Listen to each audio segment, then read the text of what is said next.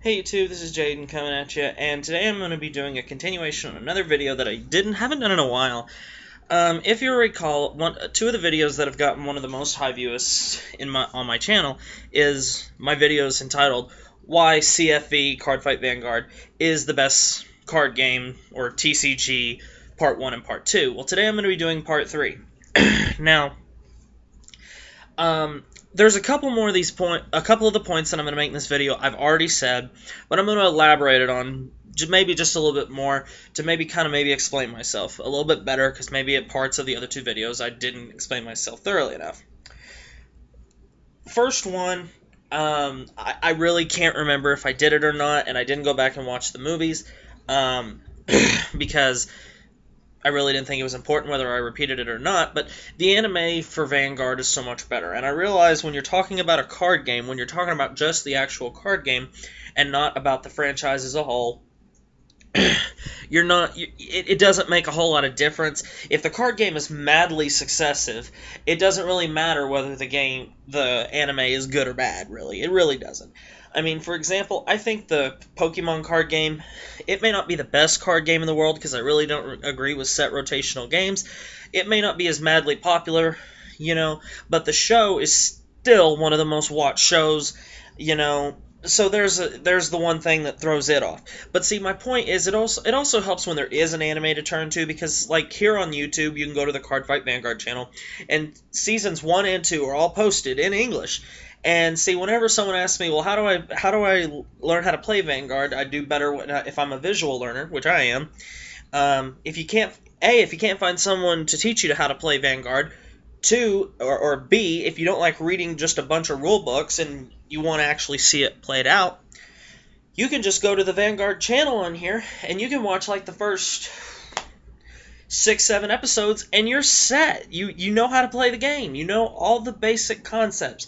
You might not know what a Persona Blast is. You might not know what a Mega Blast is. You may not know what a Cross Ride is, but you'll learn that as you get there. So my whole thing is, it helps that there is a good anime to turn to, as opposed to Yu-Gi-Oh, where the show and the anime and the actual card game have nothing in common with each other except some of the card names.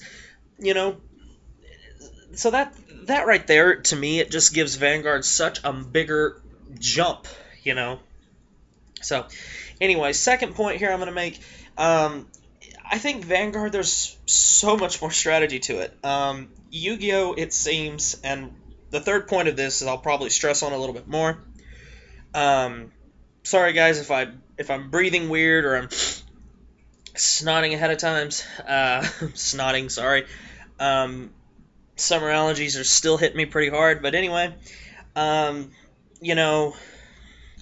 don't know what it is. Vanguard, I love being strategic. I love having to think outside the box instead of just playing a card game that is just stale, that there's no thought process to. I like games that force you to have to think, and that's why I like Vanguard. It doesn't matter what deck you build, it doesn't matter what deck you're playing against, unless you know how to think 2-3 turns down the line, maybe get inside your opponent's head a little bit and try and figure out what they're trying to do based off what their moves are. You're not going to be very successful at it. And see, some of the best Vanguard players that I know are players that can think outside the box, that are players that can, read their opponent's plays, and be more strategic. And I think this is something that Vanguard has a leg up on other card games, is it forces you to have to think. It seems like to me that as we get more and more advanced in technology and just in I guess civilization period, is that more and more things become easy, that it becomes just easy to do. And maybe that's the technology guy in me talking, because that's my computer technology is my degree in school, but so I understand, maybe that sounds a little outside the park, that things are just starting to get easier and easier and easier, or just more of the same thing. But see, that's why I like Vanguard. Two games are never the same. You might think, someone said to me the other day, I was talking to them about Great Nature, and they said, well, Great Nature's a good clan, but if it goes up against something like OP like Dragonic Overlord the End, they don't have a chance. And and I told them I played Great Nature against some of my friends at my locals, and I was using my Great Nature against their The End deck, or they were using my The End deck, and I would win. And it wasn't because that my opponent did not know how to play The End, or they weren't playing good, or they weren't making the right moves, or playing the deck the way it's supposed to be played. It's just that Great Nature, or Grand Blue, or Royal Paladin, or Nova Grappler, or OTT can be the best deck in the game based off just who's using it. And I think that's what gives Vanguard such more credibility as far as as I don't know how to say this, the goodness of the card game. It's because it's not set in stone that unless you're using these 5 clans that you just can't win games, and that's why I love the game. Now this third point I'm going to stress on a little bit more, because this is something that I've been talking with, maybe not on here a lot, but I've been talking to my friends a lot about this, that I play Vanguard with, and that is, something tells me that Konami is a little scared. And that's because Yu-Gi-Oh! The card game, ever since it started its 4th generation, which is also known as the Zexal era or the Exceed era, I thought the game was just slowly starting to, like when you're on a roller coaster and you just go up, up, up, up, up, up, up. Well, eventually when you get to the top, what happens? You point straight down and you go down, down, down, down, down, down. And ever since the 4th generation, I thought Yu-Gi-Oh! Right there was at its peak, right after the 3rd generation.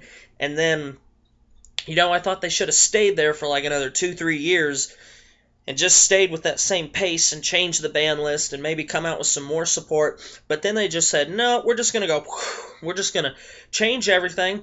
We're just going to come out with a new generation, and it's just going to take this and we're going to point straight down. Because that's what it did. And I don't know, ever since the Zexal area started, it seemed like as weeks went on, more and more players were stopping to play, because with the 4th generation, what we saw was spam decks. And I'm not just meaning your normal spam decks, because in Generation 3 we had Plant Synchro, and that was a spam deck. And if you didn't play Yu-Gi-Oh! You may not get this part, but just keep listening and you'll get the point. Plant Synchro, it was a spam deck, but then it wasn't unmanageable spam. But then when Gen 4 started, it was just spam, spam, spam. And going first was pretty much winning the game, because you could drop 4 or 5 monsters and have 2-3 back row, and you pretty much stunned your opponent so hard that they couldn't respond. And it was just like, well, let's go to the next game and let me side a little bit, and if I don't get what I sided, I'm just screwed. So that was my main complaint against Yu-Gi-Oh! Was that I was so tired. If I didn't go first, I immediately already had about less than a 40% chance of winning the game. And that wasn't fair, I mean, in Vanguard, it doesn't really matter who goes first or second. You can make arguments that, well, if you go first, you hit grade 3 first, and if you go second, you get to attack first. But it doesn't change the aspect of the game at any point, in my opinion. Because if you're a good player and you go first all the time, you should still be able to win going second. It shouldn't change anything. And you can apply the same thing to Yu-Gi-Oh! Well, you should still be able to win games even if you don't go second. But in some cases, just because you go first is the reason you win the game.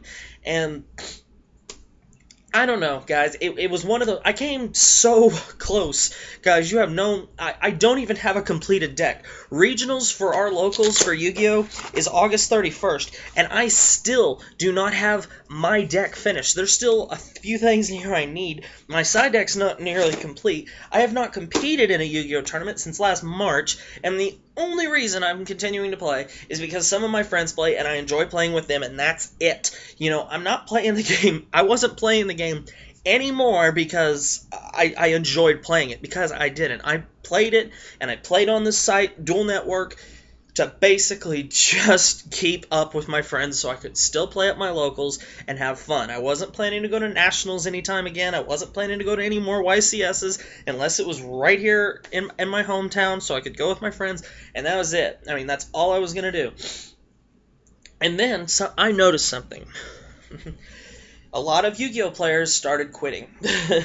And they started going to other card games. They started going to Magic. They started going to Pokemon. They started going to HeroClix. HeroClix not being a card game, but you know what I'm saying. And some even to Vanguard. And something made me wonder: is Konami gonna do something about this? Because they're starting to lose players and they're starting to piss a lot of players off. Well, one thing that I've been waiting to see, and that is every 6 months in Yu-Gi-Oh, the new ban list comes out. And when it hit the month of August, I was really excited because about middle of the month we were going to get to see the new ban list, and this ban list was going to decide a lot for Konami. I think it was going to decide literally its future, because I thought eventually, Yu-Gi-Oh was just going to crumble because so many players were pissed off with all these new spam decks. I mean, guys, let me put it to you this way. The last 2 decks that played in Yu-Gi-Oh, if they went first, they got their cards that they needed to go off. They literally could not lose. And people don't like playing against a deck where all your opponent has to do is draw the right stuff and you automatically lose. So the ban list came out, and if you still haven't seen it and you play Yu-Gi-Oh, or you once played Yu-Gi-Oh, even if you don't play Yu-Gi-Oh anymore, I invite you to go to the website. Just go to Google, type in Yu-Gi-Oh September 2013 ban list, and click on it. The first thing that pops up, and just look at it, because here's what Konami did, because I honestly think they started getting a little worried. They said, okay, players, here's what represents our ban list and our meta. This is everything the game stands for. And guess what? We're going to get rid of all of it, because we can tell that some people are really starting to get mad with this game. You know what? You don't want fast-paced games anymore? Guess what? We're going to ban every card that makes it like that. You hate decks because everybody plays the same 4 staple spell cards. You hate because everyone plays so many of this certain trap card. Ban, ban, ban to 1, to 1, to 1, to 1. And I saw this ban list, and guys, I started laughing because it proved my point. And if it wasn't because they noticed that players were leaving them, then they're lying to themselves. Because they started noticing that a lot of players were starting to lose interest in the game, so they said, fine, you don't like fast-paced formats? Here, we're back to old school days. We're going to bring back old decks like the Monarchs, and they're going to get all this crazy support. We're going to bring back zombies, and then guess what? We're going to the top 2 decks last format. We're not just going to hit them, we're going to bury them. We're going to pretty much just put them so far down under. One of them, guys, the dragon deck, the elemental dragons, they put them so far in the ground, it's going to take them years to climb back out. Spellbooks took so big a hit that they're not going to be able to win every game just because they're playing spellbooks. So you can't tell me anymore that Konami does not pay attention to its competitors, or that they don't realize, hey, our players are leaving us and they're going to play other people's products. So, you know what? This ban list probably saved them a lot of players. It's going to keep me sticking around just to kind of see what happens, because another change they made, they said, well, you don't like having long formats, so guess what? Instead of having the ban list from September all the way to March and then March to September, this ban list, for once, it's going to start at September 1st, and at December 31st, we're going to have a new ban list. So now the ban list only lasts 3 months.